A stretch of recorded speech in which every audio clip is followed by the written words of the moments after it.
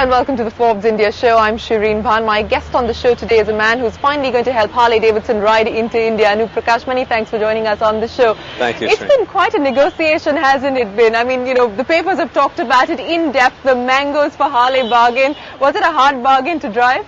I think when people think about mangoes for Harleys, they get very confused and wonder how that deal ever happened. But I think it's a better deal to be thought of as an icon for an icon. Okay. And I think here we are, all of us benefiting on both sides of the ocean. Us in the U.S., the mangoes are being eaten, and here pretty soon the Harleys are going to be ridden. Okay, you're talking about the Harley as being an icon, and it is an icon, but what gives it this iconic status? Because, if you were to look at design and styling and technology, there's plenty of players out there who can compete on all of these parameters, but what really gives the Harley this iconic cult status? Yeah, well, I think the nature of any icon is interesting, because iconic status cannot be claimed.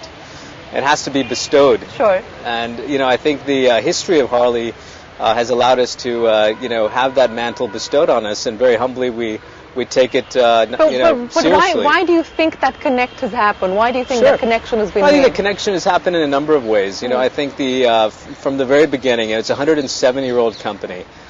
So from the very beginning, we have stood for durability and innovation in engineering. The very first modern motorcycle in 1903. And that first motorcycle that was built by Harley-Davidson went 100,000 miles on its original bearings.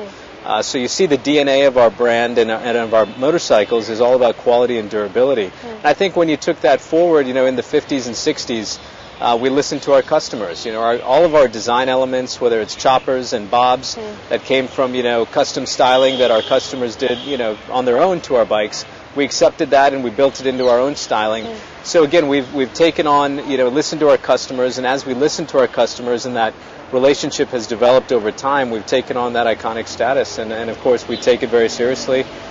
We treat our customers, as our partners in that journey, and hopefully we'll continue to be considered iconic, even as we enter India and we listen to Indian riders. Well, one of the things that is interesting is that, as part of the Harley-Davidson philosophy, what is intrinsic to the brand and to Harley is the fact that it's American-made. You're very, very proud of that.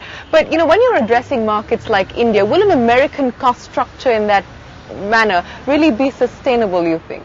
Yeah, well, I think, over time what people expect from Harley-Davidson is a pure Harley-Davidson experience. And that has taken a very different tone and tenor in terms of cost structure in all of our markets. We have 70 different countries that we're currently doing business in. But 80% of your sales continue to be out of the U.S., right? That's true. No, and actually it's more like 70%, but again, it is a great majority. And I think we're seeing that shift. I mean, as we've built our markets outside the United States, and that traditional Harley-Davidson experience starts to settle in, the brand gets built, the awareness gets built, and the customer base gets built. We're starting to see that shift, and it's been shifting for the last 5-10 years, and it's going to continue to shift. Why has it been so slow to make this transition? Why has it been so slow to actually get Harley up and running in some of these 70 countries that you're already available in? And the fact that you continue to get about 70 or 80, whatever the case is, continues to be from one geography, and that is the U.S. Yeah, well, actually we do manufacture now in Brazil, and we continue to move into other markets. Initially the model has been find an importer, and this is not unlike many brands that have come into India. They'll find an importer, see what kind of market develops, and then the company will come in and establish a subsidiary. And I think that approach has worked for Harley-Davidson very well in many markets, including Australia, including currently we have a distributor in Korea who's doing very well.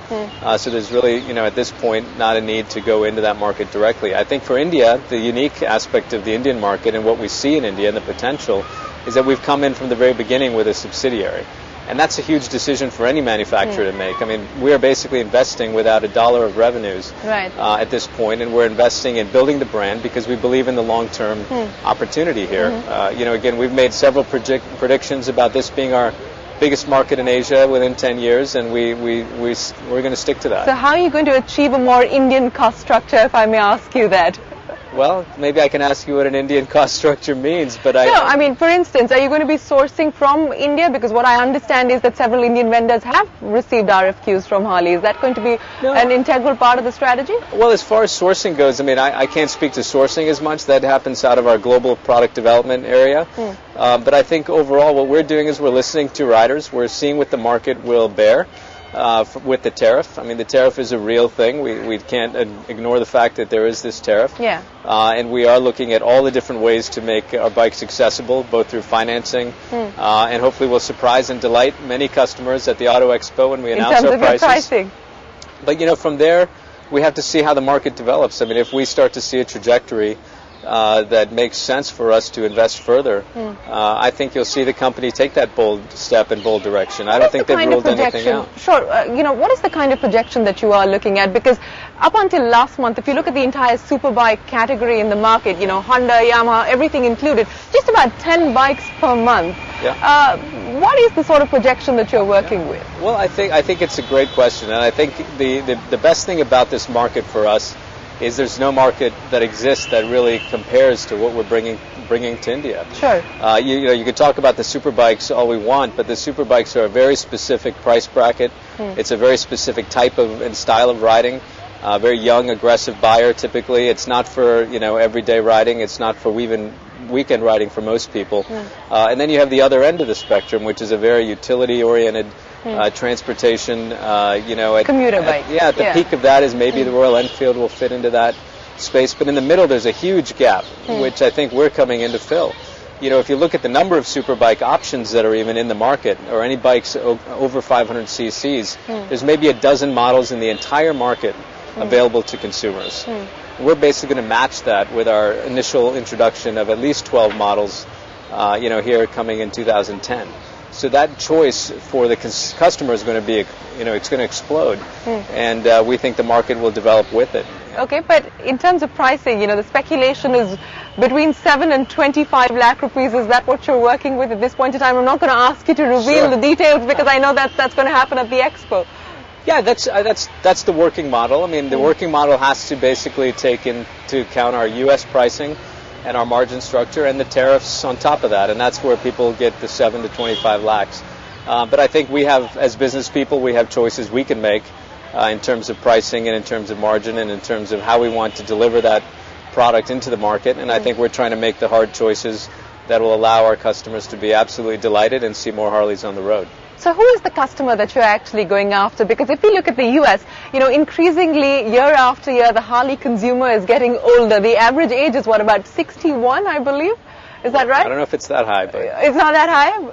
Perhaps close to that. Okay, it's high. I'll admit that it's high. So who is the customer that you're actually going after in India? Well, I think again, it's a segment that hasn't been defined. This is a second chapter of motorcycling in India. It's a leisure motorcycling market, and again, for the amount of models that we're going to be offering, there is a bike for everyone. There's a V-Rod or Night Rod Special, which is a great young fast bike for the city.